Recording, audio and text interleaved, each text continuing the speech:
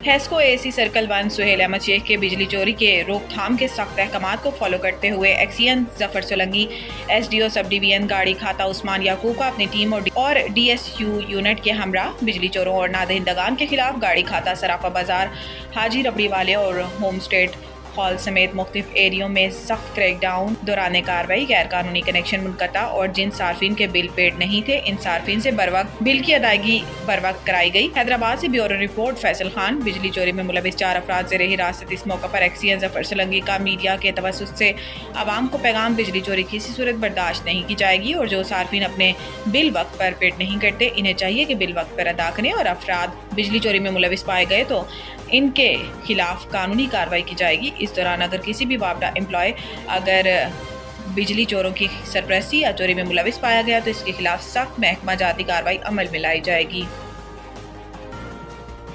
जो connection direct है उनको बिजली नहीं देंगे, जो मीटर वाले हैं उनको बिजली देंगे, जो सार्फिन हमारे बिजली मीटर से चला रहे हैं उनको बिल्कुल बिजली देंगे। और लेकिन जो बंदे डायरेक्ट चला रहे हैं उनके खिलाफ कानूनी कार्रवाई होगी। 4 बंदों को अरेस्ट कराए, मुतलका थाने में हमने भेज दिया है for lodging of FIR। Hesco का नारा है जो चोरी करेगा हम उसको नहीं छोड़ेंगे। जो अपनी लाइन डायरेक्ट चला रहे हैं वो मेहरबानी करके मीटर लें और कनेक्शन मीटर के साथ चलाएं।